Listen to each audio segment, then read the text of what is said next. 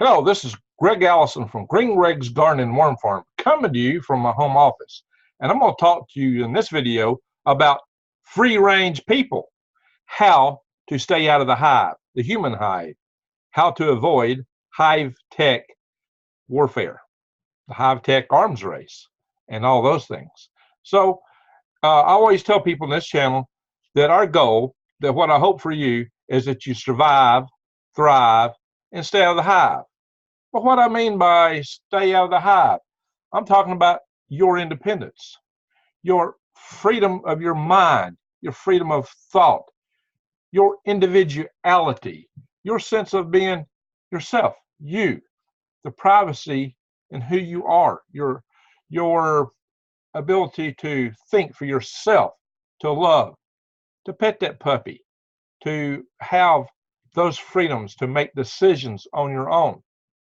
Again, that is the most important thing. It is your individuality, what's in your mind, to be able to maintain that. That's at risk. You being you is at risk in this hive. Greg, how is that? Well, we're going to go all into that in this video. But I must first tell you that you already have, most likely, your feet mired into quicksand of the surveillance state. And you are already being sucked into the hive. Already, most people are mired in their feet, maybe to various depths, to their ankles, to their knees, maybe waist deep in the quicksand of their surveillance state, being sucked down. So what do I mean by that? I mean, hey, you need to see my video, The Human Hive, Soon to Arrive. And a lot of it is right here, my friends. This is the source of much of that, and I talk about it in that video. So think about it. It's a very seductive thing, this hive. People are on social media because, hey, well, they like to share pictures with each other. They want to chat, share funny things, put their opinions out there, and like things that they like. Every time you like something, it's all noted. When you take a stand, it's all noted. Your connectivity, who your friends are, that's all noted. What you desire, what you watch, what you're interested in, they know it all. As a matter of fact, they know everything that you've ever done on the internet. Probably everything and every conversation you've ever had. And moreover, with the right software, they can listen for keywords, and you just think this thing is turned off. The mic is still there, my friends. And the cameras on your computers. You know, it's best to keep them covered. That's what this little device is. But so we're going to go more into that, what the hive is, and how you stay out of it, more importantly, the degrees of freedom. But before we do that, I want to say that, please, I've got a lot of videos on a lot of topics of interest to surviving, thriving, and staying out of the hive. And you need to see these. So please, and more to come out. So please do subscribe to my channel and bang the update notification bell to get more videos. And click the, I believe it's all option. There's 3 options now to pick the top one. And let's go in here. I'm going to do a little share here. Because I need you to support my channel also. So let's have a look at this. So one of the things I've been telling you on this channel is that food prices are really going to increase sharply. My Patriot Supply has good prices on long-term storage food and many other prepper supplies. For example, here you can get a great deal. There's many deals here: 3-month supply, 6-month supply, 4-week supply. And hey, I like this. The 1-year supply, it may sound like a lot on top, but when you think about a year for that, that's only $6.43 per day for food, or $2.14 per meal. Hey, where else are you going to get that? And it lasts for 25 years. Okay, maybe you want to supplement with other stuff. Well, watch my other videos. I cover a lot of that stuff, but you do probably want some long-term food storage, especially considering how I expect food prices to really increase. And you also need to be able to grow your own food, especially supplement that. Hey, I've got my website here, www.greengregs.com, and you can go in here and that little background here. I think you'll see my videos on how to raise worms and how to, more than read this. But you go here, buy red worms and more. All these go straight to PayPal, very secure site, and it's real simple to purchase worms here through this website. It's all PayPal. And you want to grow your own food. You need your own seeds. Heirloom seeds is what I've been talking to you guys about. You can get all your gardening seeds here. Go and get, make sure you get seeds that are heirloom, and it will tell you that. You can buy stuff from wheatgrass. And I got a lot of videos on microgreens, and I'll release some more, although I may release some of these together in groups because you guys don't seem to like that for some reason. So you can get all your supplies from microgreens here. Bam, look at this. Not only the various microgreens, but the supplies, trays, and all these things. Some of you guys ask me where I get my bio-straight felt. Bada bing, bada bang. I can get it here. You can also get jute mats and other mats to grow your stuff in. There's the individual pads that fit the 10 by 20 trays for jute. For micro, there's a jute roll. Well, let's see. I suppose it gave me bio-straight felt. Let me go back and try that again. Bam. There it is. There's your bio-straight felt right there, roll. And that's pretty reasonably priced, $76.20. So there's quite a few options in here that you can look at.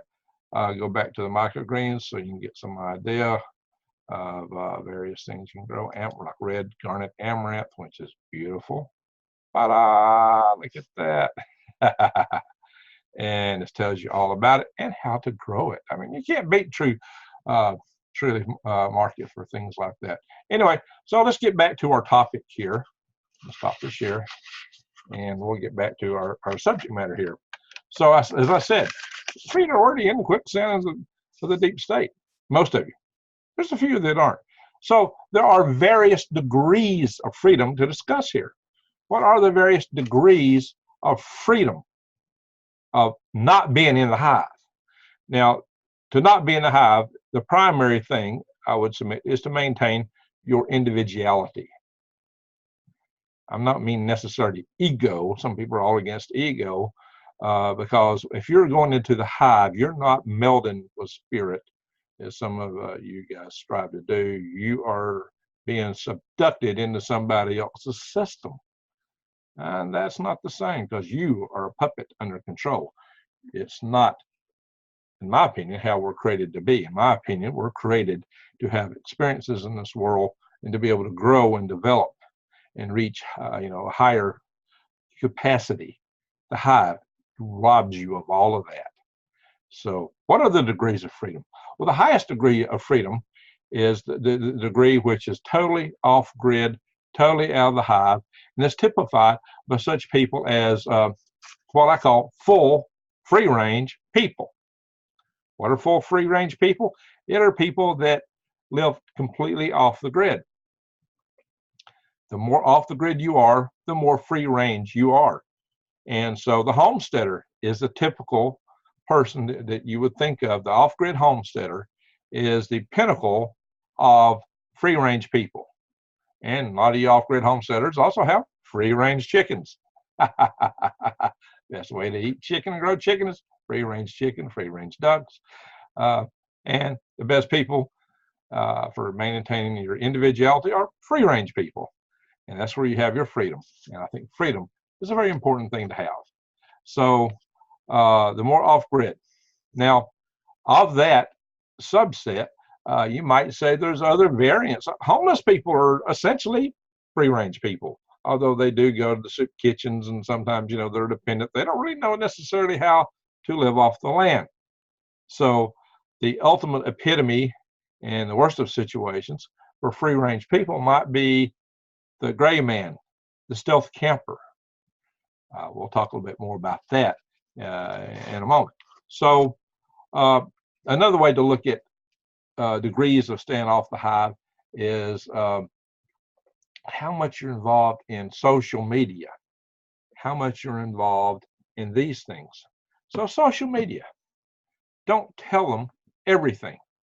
Don't go into So I'd say the lowest level is little social media and little cell phone. Or maybe I should start with a cell phone. Have the flip phone, not this thing. You know, the lower level of cell phone degrees you have, the more off the hive you are. The lower degrees of social media activity you have, the lower off the hive. The less about yourself personally you say. And, you know, I do throw some things personally on my social media, primarily Facebook, but it's mostly pictures of sunsets or some little family things. But I like to put pictures of sunsets, some natural things, occasional pictures of me shipping worms, something cute, picture of the garden, a flower of my turmeric plants. Also, I show videos telling you how to survive, thrive, and stay off the hive. I share those videos on my social media. So I kind of use the social media against the self. Aha. So social media can make a great soapbox. That said, the less you have to do with it, the more off the hive you are. Because the more you get into it, the deeper your feet get into this quicksand, and the deeper your feet get into this quicksand, the easier you're sucked down. China, well, heavy social media use, heavy cell phone use, all that is, you're really getting sucked into the hive. You're like knee deep. If you're in a society like China, where they have social credit scores, where they score you and give you rewards and access to things in society according to how well you serve the state, how happy you keep the state, the party in charge, that you don't challenge them. It's like one political party in the United States takes over, and then you agree with everything they say to get the top political score. Everything, no matter what it is, no matter how far out, left, right, or whatever, no matter how zany, if you go along with it, then you get the top social credit score. That's waist deep in the hive at least. So yeah, now we're talking getting deep in kimchi. Hey, I like kimchi, by the way, but deep kimchi is a kind of a phrase often used. So the other thing to bear in mind that when you really start getting deep into the hive is neural implants. I can't think of anything that would start you into the hive more than anything. Neural implants, like neural lace. Neural, I want to say neural link, you know, the Skylink. Well, I guess I said neural link, neural lace. That is a pathway to being completely controlled and completely losing your individuality or even your ability to think for yourself. Hey, you talk about fly bait? Oh my gosh. That's going to be the ultimate, because the experiences you could have through that at first would be just beyond your imagination. I mean, everybody would be raving to go into this because, oh my God, you know, the prospects for deep immersion into a movie, I mean, you're there. Or any kind of experience you want, you're there. You're not watching it on the screen, you're in it. You know, you feel it, you see it, you hear it, you taste it. You know, like you're eating that steak in the Matrix. And you can eat that steak and that ice cream all day long if that's what you want to do. But anyway, so it would be extremely seductive, sweet, just like fly bait to the fly, and just as deadly ultimately. And the reason for that is it leads to more and more control. All this is leading toward, you know, there's a current to all this. The current is globalism. And they want one system for all of this. Now, how it's controlled, I'm not going to say. It may be corporate or whatever. But the key thing here is that, you know, what you have to worry about and why it is absolutely a path to tyranny is as follows.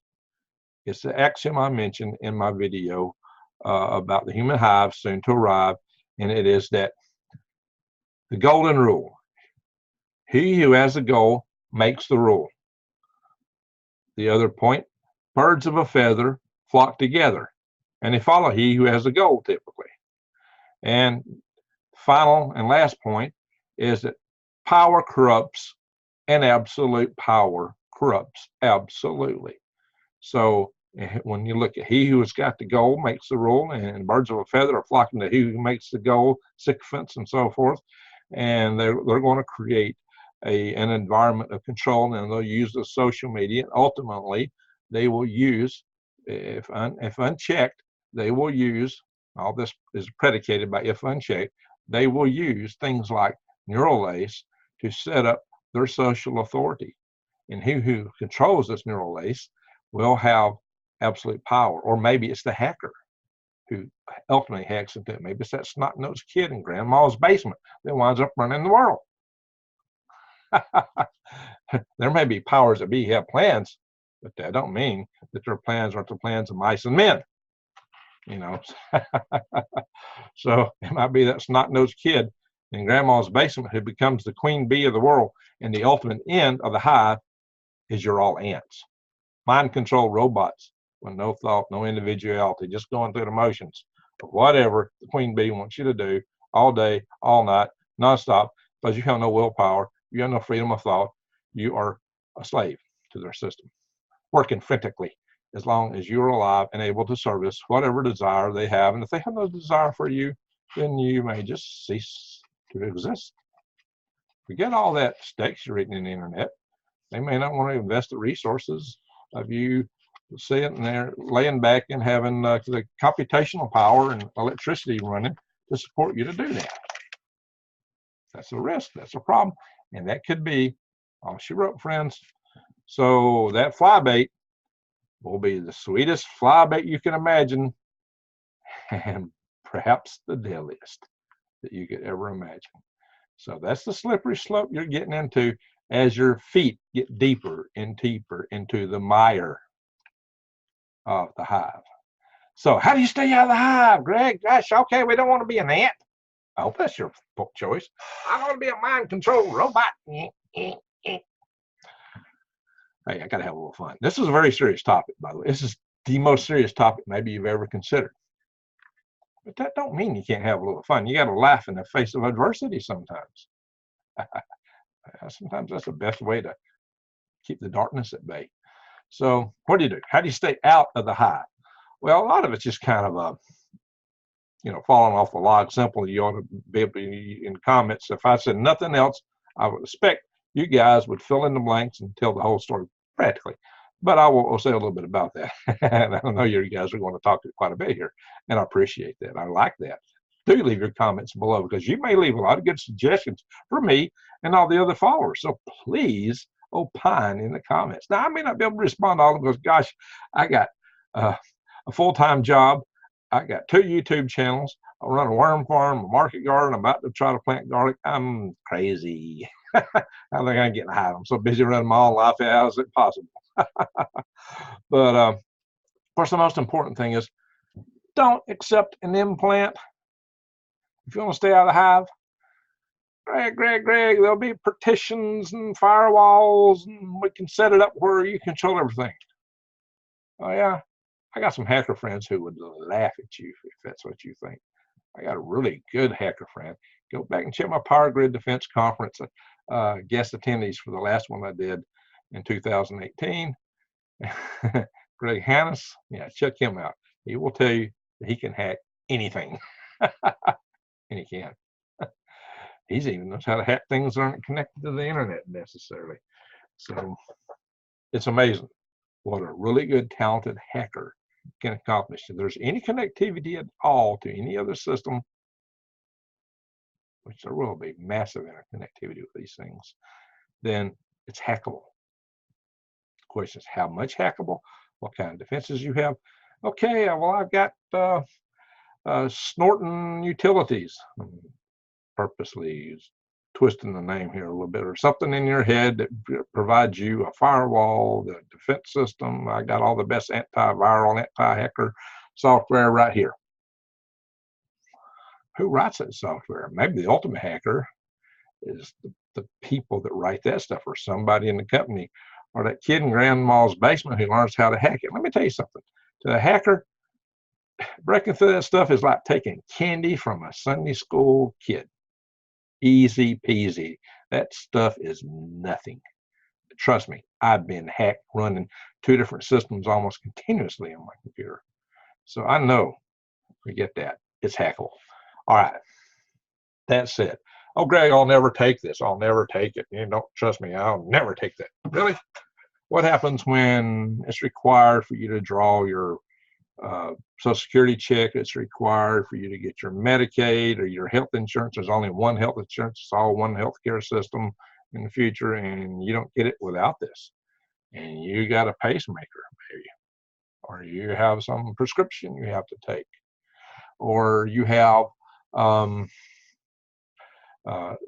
job, and the job requires security.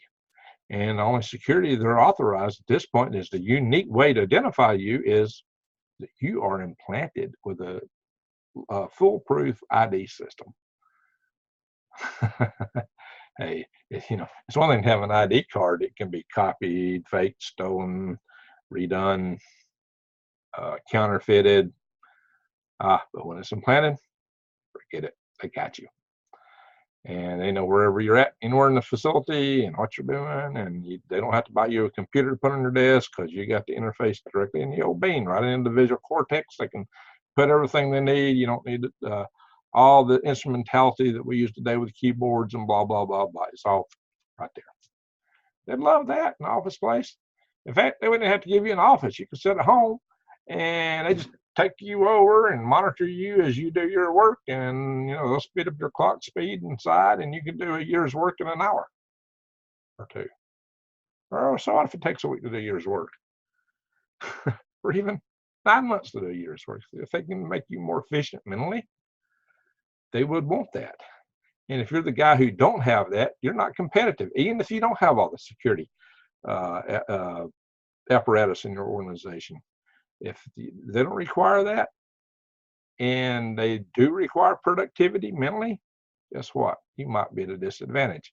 Greg, I'm a laborer. I do physical labor. Hey, man, we got robots for that. Well, they don't need that. Unless it's craftsmanship stuff. There's some things that will still be prized that humans can do.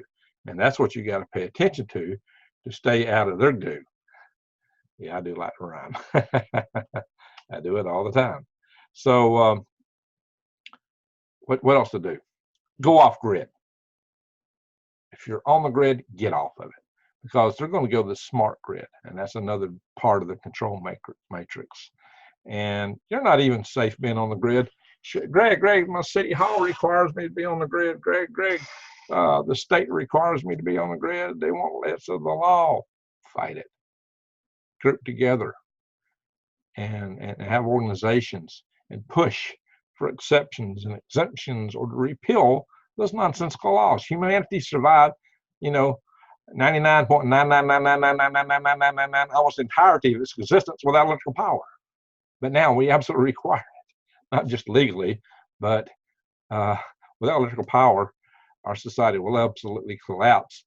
And especially with regard to the nuclear power plants and the spent fuel rod pools, outside, which are more dangerous even than the reactor itself. A lot of people don't realize that. So we need to take all these things into consideration.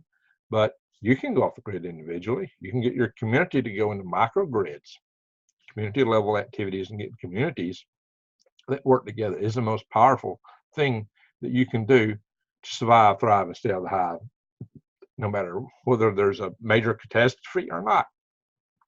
If it hits the fan, communities are the way to go, because a lone ranger is not going to make it very long. I'll do a whole nother video on this topic. I've touched on it before. I'll do some more on that topic itself. But let's stick on the hive topic here. So go off grid. Another reason to go off grid, and I'll do a video on this.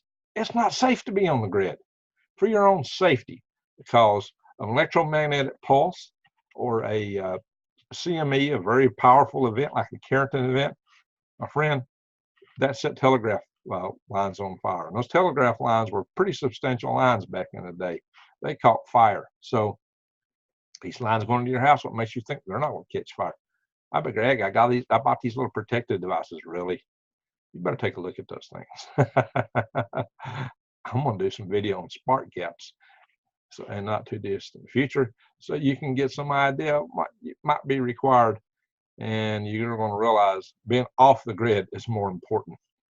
So for your safety, for your independence, for your built-in maintain to have power for yourself, go off grid.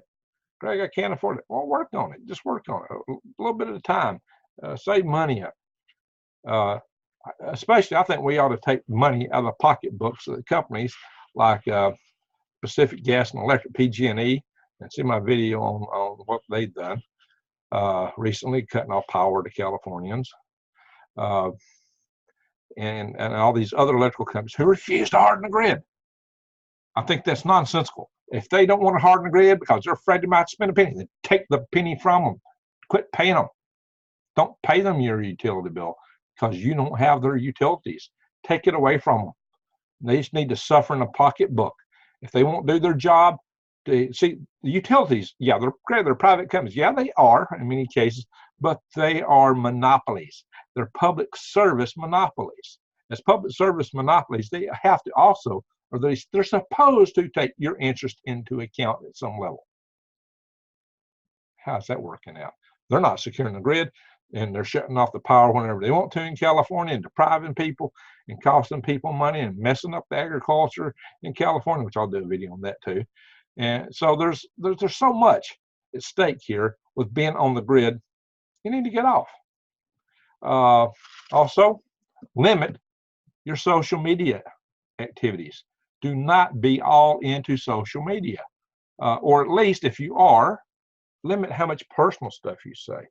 Don't put your birthday, your mother's maiden name, but you can probably figure that out just by some of your contacts, but don't put your actual birthday on social media. I mean, what is your 3 data points used by credit cards? Birthday, mother's maiden name, the city you're born in.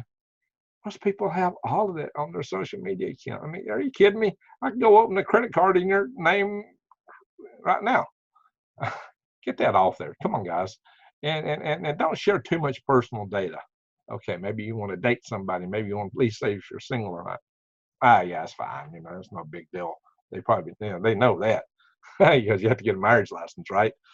But seriously, what you like, what's important to you might want to limit how you react to that. Or maybe you want to throw them off trail, like, you know, if you're being chased by the hound dog, you know, go in and like a bunch of stuff that you really don't like.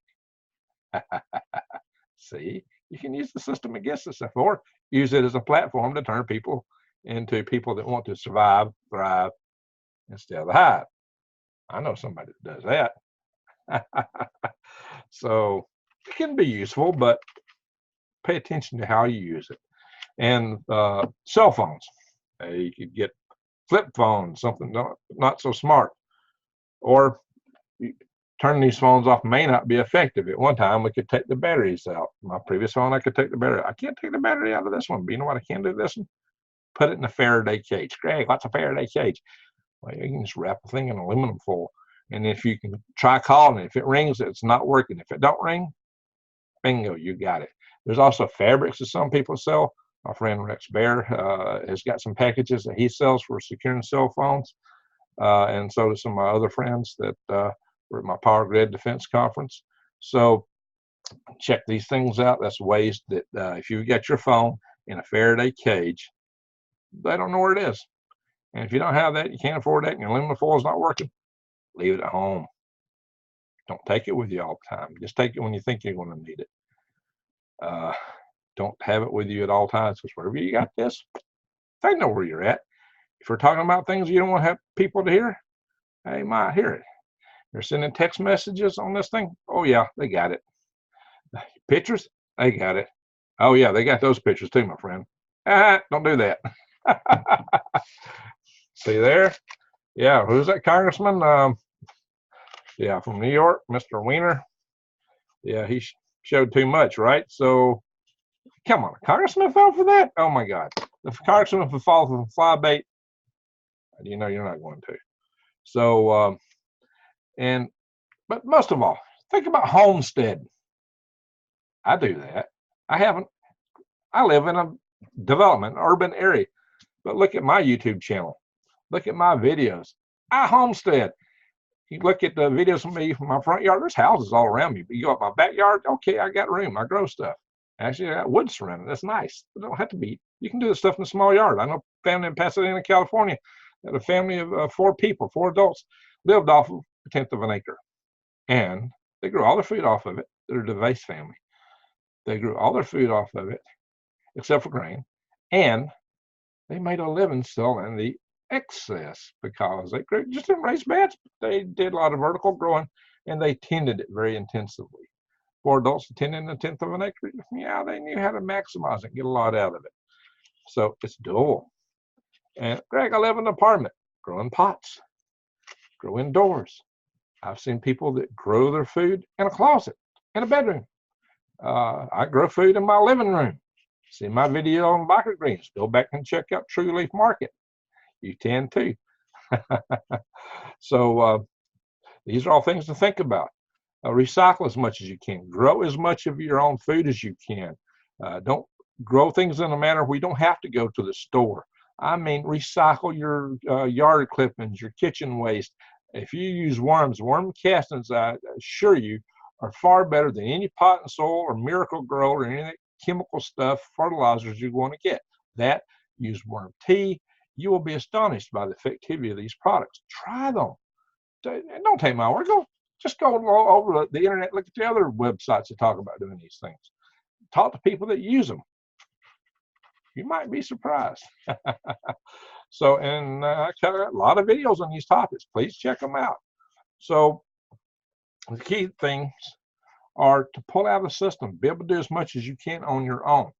And maybe most importantly, because the day may come that you might not be competitive in your workplace, have alternate skills of trades that will have value no matter what.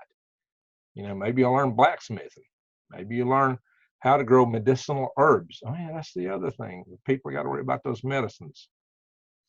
You know, maybe they should think, maybe, I'm not a doctor, I can't give medical advice or endorse any kind of alternative health care because we have freedom of speech, right? Ha ha ha. Yeah, right. So herbal medicinals are highly interesting. Check them out, read up on them yourself, judge for yourself, but it's interesting. Trust me. So that's something to look at, and be aware. I grow lots of turmeric. Why, Greg? I just love growing turmeric because it has pretty big green leaves and makes beautiful flowers. Right? So I'm planting a bunch of garlic.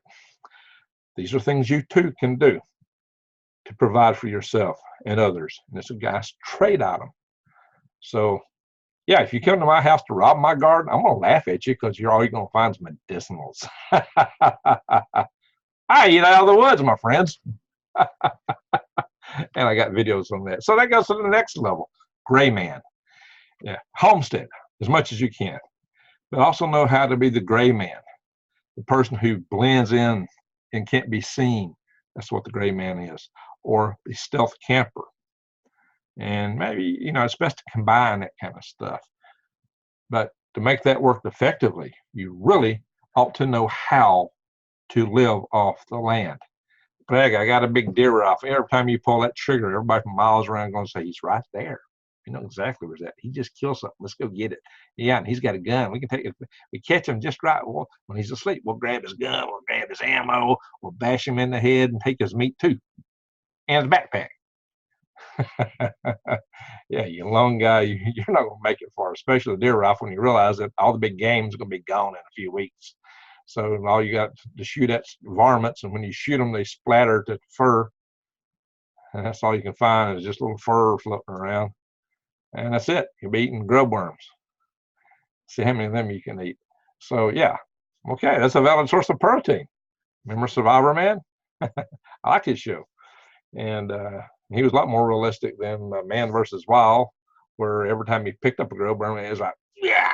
You saw Survivor Man, same exact species. Oh, this tastes like peanut butter. Okay. Okay, there's going to be possibly germs and things. And so, yeah, you might want to cook those things instead of eating them raw as those guys did. So, you know, I'm not giving you advice. I'm giving you caveats because of liabilities that say to cook these things. But anyway, so you know, don't do what Bear Grylls and Survivor Man and all the other survivalists and Armor Rangers and Green Berets and all these other guys do. Oh, yeah, by the way, I have eaten them all alive on one occasion just to see if I could do it. And that's one of the things that they do in the Green Berets and the various survival schools. That's no. You don't see, maybe you don't see as many moths as you used to. So yeah, I got the video on the insect apocalypse. So finally, the key things for survival in the stealth camping and off the grid type situation with the gray man stealth camping is this. One, you're going to need to know how to purify water. I've done videos on purifying water, purifying and sanitizing. Those two different things. Greg, I got a cellular filter. There's no filter that's effective against viruses. Most of your problems, granted, are bacterial, but there can be virus hazards that can take you out. And so you got to learn the alternate means for doing that. I've got a video on that. You really need to watch that video. If you don't watch anything else, watch that video.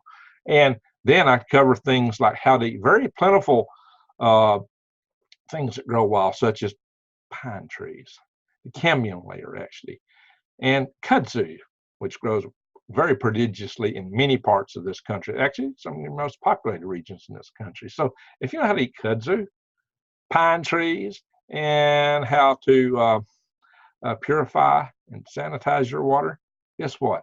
You got a fair chance if you know how to be stealthy.